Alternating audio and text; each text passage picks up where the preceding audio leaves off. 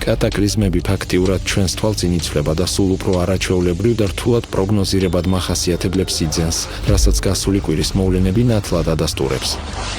მიუხედავად იმისა, რომ სულ ცოტა ხნის წინ მსგავსი ცვლილებები განხილვის საგანი იშვიათად ხდებოდა, ახლა ეს ტენდენცია იმდენად აშკარა გახდა, რომ სპეციალისტები მას ვეღარ უბულებელყოფენ.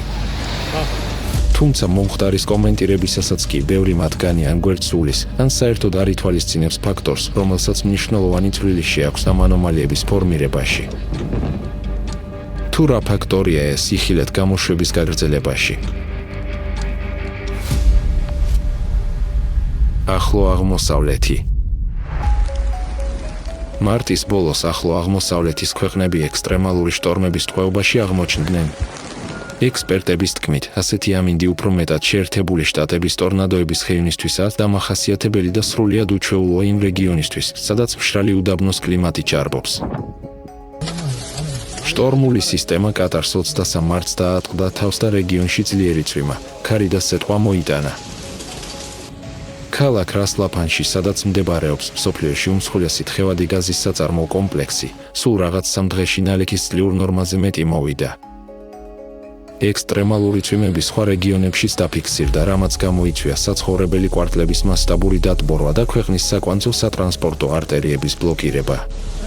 სტიქიის შედეგების სალიკვიდაციოდ გაიშალა გადაუდებელი ოპერაცია, რომლის დროსაც 68 საათიანი უწყვეტი მუშაობის შედეგად სამსახურებმა 480,000 კუბურ მეტრზე მეტი სანიაღვრე წყალი ამოტუმბეს.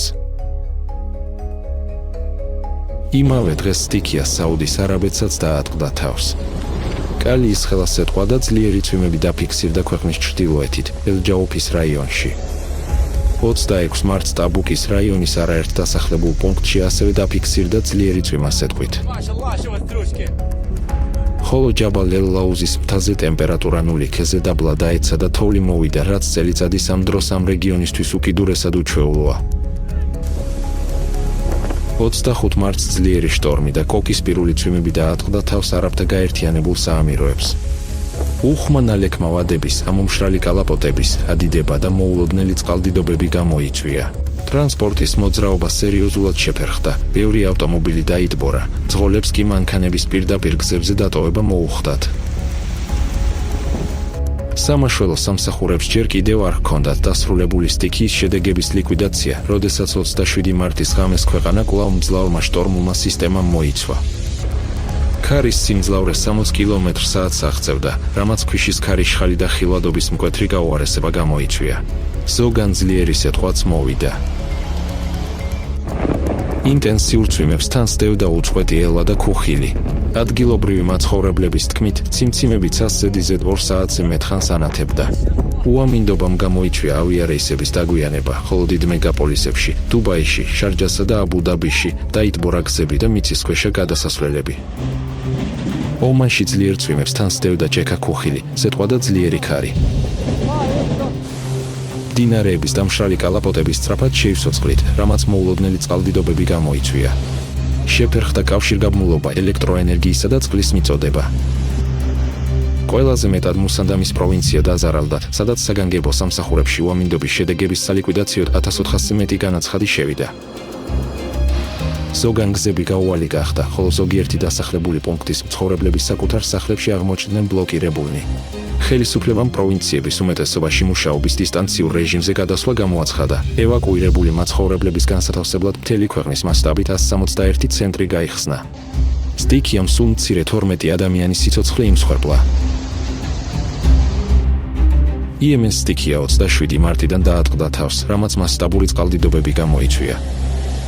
წყლისა და ტალახის სწრაფმა ნაკადებმა საცხოვრებელი რაიონები დატბორა და ასობით სახლი დააზიანა. 1000-ზე მეტი ოჯახი თავშესაფრის გარეშე დარჩა. ბევრი გზა დაიტბორა, ან ქვებით ჩაიხერგა. ადენში ქვეყნის დროებით დედაქალაქში, რამდენიმე საათის განმავლობაში ძირითად ქუჩებზე მოძრაობა პარალიზებული იყო. ყველაზე მძიმე ვითარება ტაიზის პროვინციაში შეიქმნა, სადაც წყალდიდობამ რამდენიმე სოფელი დატბორა. უარწოფულმა ნაკადებმა დააზიანა ისტორიული ალ-ღარაფის მეჩეთი, რეგიონის ერთ-ერთი უმნიშვნელოვანესი რელიგიური და კულტურული ძეგლი. ასევე განადგურდა ვრცელი სასოფლო-სამეურნეო სავარგულები, დაიხოცა დიდი რაოდენობით შინაური პირუტყვი. სამაშველო სამუშაოები უკიდურესად რთულ პირობებში მიმდინარეობდა გაუჩერებელი წვიმებისა და დანგრეული ინფრასტრუქტურის გამო. ძლიერი დინებისა და წყლის მაღალი დონის გამო ზოგიერთ რაიონამდე მიღწევა ჭირდა. სტიქიამ სულ მცირე 17 ადამიანის სიცოცხლე იმსხვერპლა. კიდევ 5 კი დაკარგულად ითვლება. ევროპა.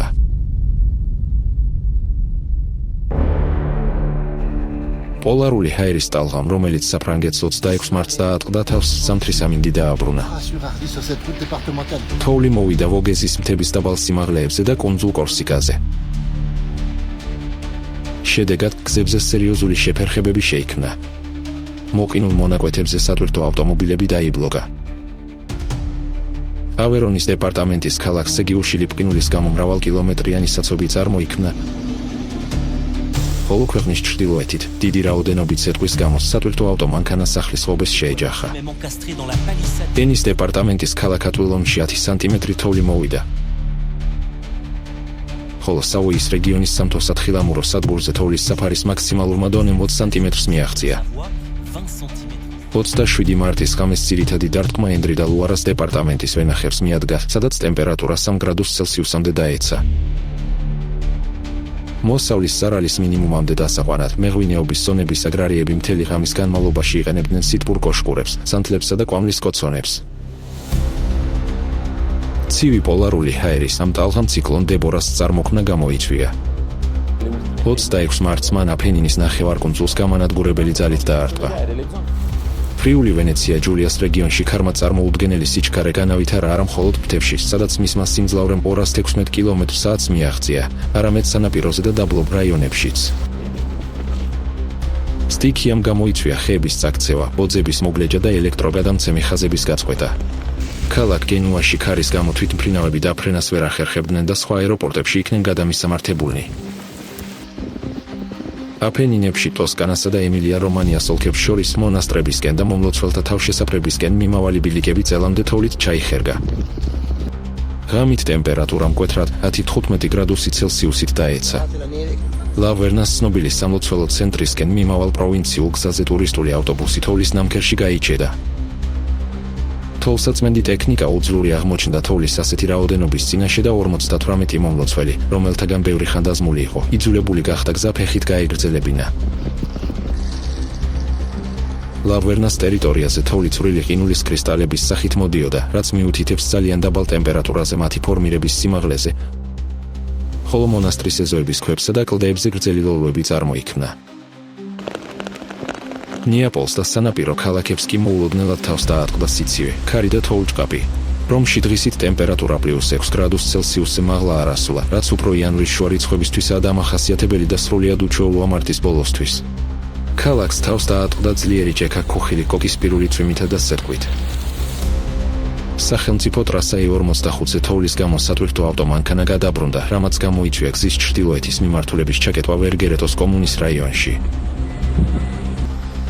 ქალაქ ავეცანოში, რომელიც ზღვის დონიდან დაახლოებით 700 მეტრ სიმაღლეზე მდებარეობს, ძლიერი ქარბუქი ამოვარდა, ამასთან ტემპერატურა +4 გრადუს ცელსიუსში ადგენდა. მარტში ასეთ სიმაღლეზე ჩვეულებრივ წვიმს, თოვლი კი გაცილებით მაღლა, მწვერვალებზე მოდის, ამიტომ აქ მომხდარი მოვლენა უკიდურესად უჩვეულოა. 27 რიცხვში ალპებში, კაპანა რეჯინა მარგარიტას ობსერვატორიაში დაფიქსირდა მარტისთვის რეკორდულად დაბალი ტემპერატურა -29.7 გრადუს ცელსიუსი. თუმცა ძლიერი ქარის გამო, რომლის სიმძლავრე 140 კმ/სთ-ზე მეტს აღწევდა, ხოლო ტემპერატურა აღიქმებოდა, როგორც ექსტრემალური -56 და 5 გრადუს ცელსიუსამდე. ხორვატიაში ციკლონმა დებორამ ინტენსიური თოვა და შტორმული ქარი მოიტანა, რომლის სიმძლავრე სანაპიროზე 150 კმ/სთ-ს აღწევდა. დღე-ღამის განმავლობაში მთელი ქვეყნის მასშტაბით მეხანძრე მაშველებმა დაახლოებით 900 გასვლა განახორციელეს. ისინი გზებს წაქცეული ხეების განწმენდნენ და დაზიანებული შენობების აღდგენაში ეხმარებოდნენ. 27 მარტს ქვეყნის დედაქალაქ ზაგრებში 120 კმ/სთ-ში სიჩქარის გრიგალის გამო სკოლებში სასწავლო პროცესი შეჩერდა. წაიქცა ხეები, დაზიანდა 150-ზე მეტი ავტომობილი და 50-ზე მეტი სახურავი. სერიოზული დაზიანებები მიიღო საკალათბურთო დარბაზმაც. თოვლისა და ძლიერი ქარის გამო შეფერხდა სატრანსპორტო მიმოსვლა ქვეყნის შიდა რაიონებსა და სანაპიროს შორის.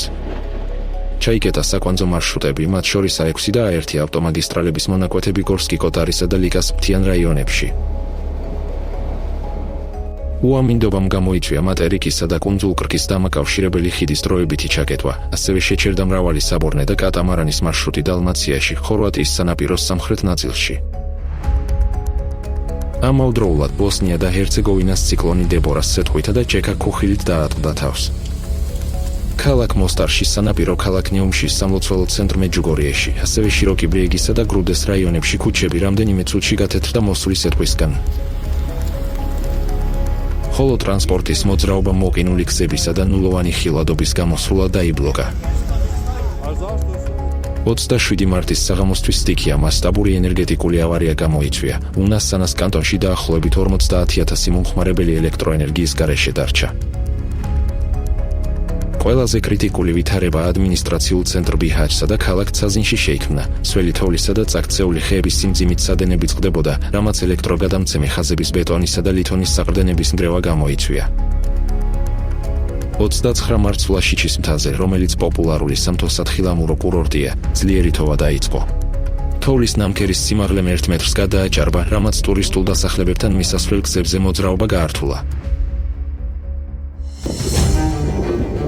რუმინეთში გორჟის მაზრაში მდებარე მაღალმთიან ტრასა ტრანსალპინაზე, ქარის სიჩქარე 120 კმ/სთ აღწევდა, ხოლო თოვლის საფარმა 35 სანტიმეტრს გადააჭარბა. არჯეშის მაზრაში, ბალეას ტბასთან 1.5 მეტრზე მეტი თოვლი მოვიდა, ხოლო ვილჩას მაზრაში, რომანის პიკზე, სადაც სამთო-სათხილამურო კურორტი მდებარეობს, ნამქერების სიმაღლე 3 მეტრს მიაღწია. 28 მარტს დღისით სტიქიამ სამხრეთისკენ გადაინაცვლა. ელეორმანის მაზრაში, სოფელ ჩერნეტუში, ადგილობრივი მაცხოვრებლები მინი ტორნადოს მოწმენი გახდნენ. რასმირეშტისა და სტორობანიასას კომუნებში მოვიდა ძლიერი, დრედის კვერცხის ხელასეთყვა. სოფელ მარზანეშტიში ქარმა საცხოვრებელ სახლს სახურავი გადახადა და მზის პანელები გაანადგურა, ხოლო მაზრის კიდევ რამდენიმე კომუნაში კოკისპირულმა წვიმებმა სახლებისა და ეზოების დატბორვა გამოიწვია. დასავლეთ ბულგარეთი, მათ შორის ქვეყნის დედაქალაქი სოფია, პერნიკის ოლქი და ქალაქ კიუსტენდილის შემოგარენი თოვლით დაიფარა. სამთო კურორტ პამპოროვოში ნამქერების სიმაღლე 10 სანტიმეტრს მიაღწია. 28 მარტს ქალაქ კრომოუგრადსა და მის შემოგარენს დიდი კაკლის ხელასეთყვა დაატყდა თავს. მოვლენა დაახლოებით 15 წუთს გაგრძელდა, რის შედეგადაც ქუჩები ყინულის სქელი ფენით დაიფარა. სტიქიამ გაანადგურა მოსავალი კერძო ეზოებში, ბაღებსა და სასოფლო-სამეურნეო სავარგულებზე, დააზიანა შენობების სახურავები და ჩაამსხვრია ავტომობილების მინები. მიუხედავად იმისა, რომ ციკლონმა დებორამ ევროპის ქვეყნებს ნგრევა და მნიშვნელოვანი მატერიალური ზარალი მოუტანა, ადამიანთა მსხვერპლის შესახებ ოფიციალური მონაცემები არ გავრცელებულა. ჩინეთი 29 მარტს ჩინეთის სამხრეთი მძლავრი კონვექციური შტორმის ტყვეობაში აღმოჩნდა. ძირითადი დარტყმა მჭიდროდ დასახლებულ მარგალიტის მდინარის დელტაზე მოდიოდა. უკვე დღისით აქ დაიწყო ჯეკა ქუხილი და წვიმა, რაც სწრაფად გადაიზარდა ძლიერ კოკისპირულ წვიმებში. გუანდუნის პროვინციის რამდენიმე დასახლებულ პუნქტში დღე-ღამის განმავლობაში 100 მმ-ზე მეტი ნალექი მოვიდა. შტორმს თან სდევდა სეტყვა და ძლიერი ქარი, რომლის სიმძლავრე 34 მეტრ-წამს აღწევდა. ქალაქ ფოშანში სტიქიამ დააზიანა სარკინი ბზოლი ანდაგები, რის გამოც მატარებლების მოძრაობა შეიზღუდა ან დროებით შეჩერდა. მეტეოროლოგები აღნიშნავენ, რომ ბოლო წლებში გუანდუნში სულ უფრო ხშირად ფიქსირდება მსგავსი ძლიერი კონვექციური ამინდის ეპიზოდები, ჯეკა ქუხილით, სეტყვით, ძლიერი ქარითა და ექსტრემალური ნალექით. 29 მარტის მოვლენა ამ გაძლიერებული ტენდენციის ერთ-ერთი ყველაზე თვალსაჩინო მაგალითი გახდა. თანამგზავრული მონაცემების მიხედვით, ჯეკა ქუხილის ღრუბლები 12 კილომეტრზე მაღლა აიჭრა და მათი პიკური მაჩვენებლების ტემპერატურა -60 გრადუს ცელსიუსზე დაბალი იყო. ეს მიუთითებს უკიდურესად ინტენსიურ აღმავალ ნაკადებზე, რამაც გამოიწვია კიდეც ასეთი მძლავრი კონვექციური შტორმი.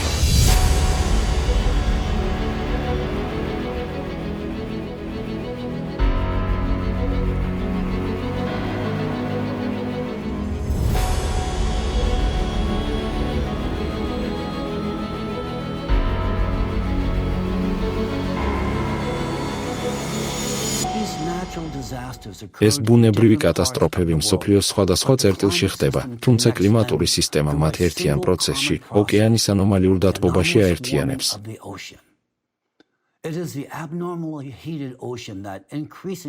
სწორედ ანომალიურად გაცხელებული ოკეანე გადასცემს ზედმეტ ენერგიასა და ტენიანობას ატმოსფეროში, რაც შემდეგ იწყებს შტორმების, კოკისპირული წვიმების, სიცხისა და ცივი ტალღების წარმოქმნას. თუმცა მნიშვნელოვანია გვესმოდეს, რომ ოკეანე თბება და ატმოსფეროსთან ურთიერთქმედებს არასტერილურ პირობებში. ეს ფაქიზი სისტემა უკვე შეცვლილია ანთროპოგენური წარმოშობის კიდევ ერთი ფაქტორით. მიკრო და ნანოპლასტიკი ოკეანისა და ატმოსფეროს დაბინძურებით ერევა სითბოს მიმოცვლის, გასტაცვლის, ღრუბლების წარმოქმნისა და ჰიდროლოგიური ციკლის პროცესებში. შედეგად, ჩვენ მდგავართ ახალი ტიპის კომბინირებული კრიზისის წინაშე. დამატებითი სითბოს წყარო დედამიწის გაძლიერებულ გეოდინამიკურ აქტივობაშია, ხოლო მიკრო და ნანოპლასტიკი იმავდროულად ბლოკავს ამ სითბოს გაფანტვის ბუნებრივ მექანიზმებს და არღვევს ატმოსფერულ პროცესებს. კაცობრიობა ჯერ კიდევ არ არის მზად ასეთი კრიზისისთვის. დღეს მოქმედებისთვის საჭირო შესაძლებლობის ფანჯარა აღარ იზომება 10 წლეულებით. ის მხოლოდ წლებით იზომება. და ამას არა რიტორიკულ ხერხად ვამბობ, არამედ იმ ცვლილების სისწრაფის საფუძველზე, რომელსაც უკვე ვხედავთ, ოკეანის აჩქარებული დათბობა, ამინდის ანომალიების გაღრმავება. სეისმური და ვულკანური არასტაბილურობის გაძლიერება და ჰიდროსფეროსა და ატმოსფეროში მიკრო და ნანოპლასტიკის ექსპონენციალური დაგროვების გაგრძელება. იმ ფონზე, თუ როგორ სწრაფად იცვლება თავად ოკეანე, ამ საკითხების განხილვის გაგრძელება დაუსრულებელი მოლაპარაკებების ტემპით სერიოზულ რისკებს შეიცავს. რთულია კიდევ 10 ან 20 წლის გამართლება, რომელიც დაიხარჯება იმაზე მსჯელობაში, თუ რამდენად მოსახერხებელია ახალი ფაქტორების აღიარება, ან რამდენად ჯდება ისინი არსებულ მოდელებში. ბუნება გულგრილია იმის მიმართ, თუ რამდენად კომფორტულად გრძნობენ თავს ინსტიტუტები, ან როგორ იგეგმება პოლიტიკური სტრატეგიები. ამ პროცესების ფიზიკა აგრძელებს განვითარებას საკუთარი კანონების მიხედვით, ჩვენი ეჭვების მიუხედავად. მოგიწოდებთ, სერიოზულად დაფიქრდეთ ამაზე. რადგან სიცოცხლე ღირს იმათ, რომ მისთვის ვიბრძოლოთ.